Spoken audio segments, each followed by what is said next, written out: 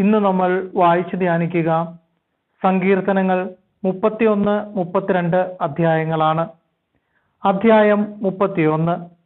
കർത്താവ് എൻ്റെ സങ്കേതം. ഗായക സംഘ നേതാവിന് ദാവീദിന്റെ സങ്കീർത്തനം. കർത്താവെ, അങ്ങയിൽ ഞാൻ അഭയം തേടുന്നു. ലജ്ജിക്കാൻ എനിക്കിട വരുത്തരുതേ. നീതിമാനായ അങ്ങ് എന്നെ രക്ഷിക്കണമേ. എൻ്റെ നേരെ ചെവി ചായിച്ച് എന്നെ അതിവേഗം വിടുവിക്കണമേ. അവിടുന്ന് എൻ്റെ അഭയശിലയും എനിക്ക് രക്ഷ നൽകുന്ന ശക്തി ദുർഗവുമായിരിക്കണമേ. അവിടുന്ന് എനിക്ക് പാറയും കോട്ടയുമാണ്. അങ്ങയുടെ നാമത്തെ പ്രതി എന്നെ നയിക്കണമേ. എനിക്ക് വഴികാട്ടി ആയിരിക്കണമേ. എനിക്കായി ഒളിച്ചു വച്ചിരിക്കുന്ന വലയിൽ നിന്ന് എന്നെ രക്ഷിക്കണമേ. അവിടുന്നാണ് എൻ്റെ അഭയസ്ഥാനം. അങ്ങയുടെ കരങ്ങളിൽ എൻ്റെ ആത്മാവിനെ ഞാൻ സമർപ്പിക്കുന്നു. കർത്താവെ, വിശ്വസ്തനായ ദൈവമേ, അവിടുന്ന് എന്നെ രക്ഷിച്ചു. വ്യർത്ഥ വിഗ്രഹങ്ങളെ ആരാധിക്കുന്നവരെ അവിടുന്ന് വെറുക്കുന്നു. എന്നാൽ ഞാൻ കർത്താവിൽ ആശ്രയിക്കുന്നു. അങ്ങയുടെ അചഞ്ചല സ്നേഹത്തിൽ ഞാൻ ആനന്ദമടയും. അവിടുന്ന് എൻ്റെ ദുരിതങ്ങൾ കണ്ടിരിക്കുന്നു. എൻ്റെ യാതനകൾ അങ്ങ് ശ്രദ്ധിച്ചിരിക്കുന്നു. ശത്രുകരങ്ങളിൽ അങ്ങ് എന്നെ ഏൽപ്പിച്ചു കൊടുത്തില്ല. വിശാല സ്ഥലത്ത് എൻ്റെ പാദങ്ങളെ അങ്ങ് ഉറപ്പിച്ചിരിക്കുന്നു. കർത്താവെ, എന്നോട് കരുണ തോന്നണമേ. ഞാൻ ദുരിതം അനുഭവിക്കുന്നു. ദുഃഖം കൊണ്ട് എൻ്റെ നയനങ്ങൾ ക്ഷയിച്ചിരിക്കുന്നു.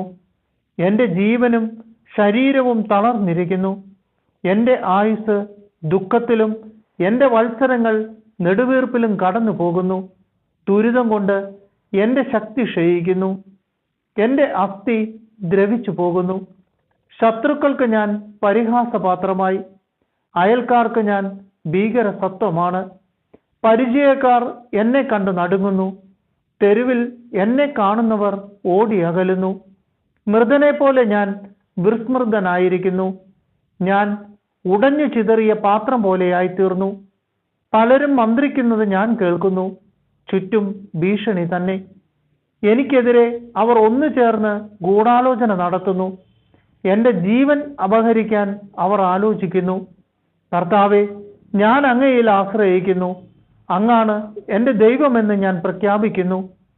എൻ്റെ ഭാഗധേയം അങ്ങയുടെ കൈകളിലാണ്. ശത്രുക്കളുടെയും പീഡകരുടെയും കൈകളിൽ നിന്ന് എന്നെ മോചിപ്പിക്കണമേ. അങ്ങയുടെ ദൃഷ്ടി ഈ ദാസന്റെ മേൽ പതിക്കണമേ. അങ്ങയുടെ കാരുണ്യത്താൽ എന്നെ രക്ഷിക്കണമേ. കർത്താവെ, ഞാൻ അങ്ങയെ വിളിച്ച് അപേക്ഷിക്കുന്നു. ഞാൻ ലജ്ജിതനാകാൻ ഇടയാക്കരുതേ. ദുഷ്ടരെ ലജ്ജിതരാക്കണമേ. അവർ മൂകരായി പാതാളത്തിൽ പതിക്കട്ടെ.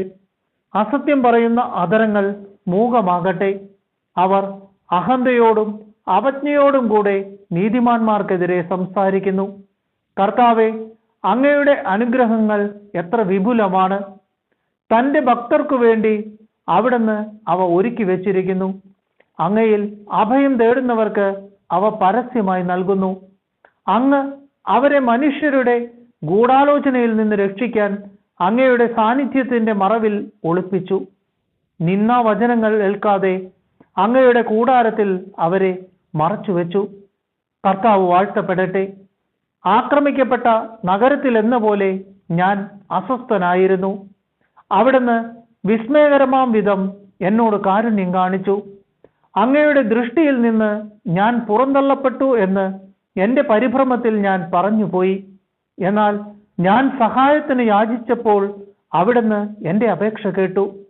കർത്താവിൻ്റെ വിശുദ്ധരെ, അവിടുത്തെ സ്നേഹിക്കുവിൻ. അവിടുന്ന് വിശ്വസ്തരെ പരിപാലിക്കുന്നു. അഹങ്കാരികളെ കഠിനമായി ശിക്ഷിക്കുന്നു. കർത്താവിനെ കാത്തിരിക്കുന്നവരെ ദുർബലരാകാതെ ധൈര്യം അവലംബിക്കുവിൻ. അധ്യായം 32. മാപ്പ് ലഭിച്ചവന്റെ ആനന്ദം. ദാവീദിന്റെ സങ്കീർത്തനം ഒരു പ്രബോധന ഗീതം. അതിക്രമങ്ങൾക്ക് മാപ്പും പാപങ്ങൾക്ക് മോചനവും ലഭിച്ചവൻ ഭാഗ്യവാൻ. കർത്താവ് കുറ്റം ചുമത്താത്തവനും ഹൃദയത്തിൽ വഞ്ചനയില്ലാത്തവനും ഭാഗ്യവാൻ. ഞാൻ പാപങ്ങൾ ഏറ്റു പറയാതിരുന്നപ്പോൾ ദിവസം മുഴുവൻ കരഞ്ഞ് എൻ്റെ ശരീരം ക്ഷയിച്ചുപോയി. രാവും പകലും അങ്ങയുടെ കരം എൻ്റെ മേൽ പതിച്ചിരുന്നു. വേനൽക്കാലത്തെ ചൂടുകൊണ്ടെന്ന പോലെ എൻ്റെ ശക്തി വരണ്ടുപോയി. എൻ്റെ പാപം അവിടുത്തോട് ഞാൻ ഏറ്റുപറഞ്ഞു.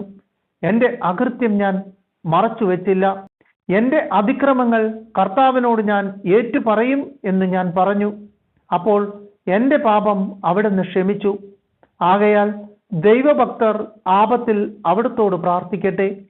കഷ്ടത കരകവിഞ്ഞ് ഒഴുകിയാലും അത് അവരെ സമീപിക്കുകയില്ല. അവിടുന്ന് എൻ്റെ അഭയസങ്കേതമാണ്.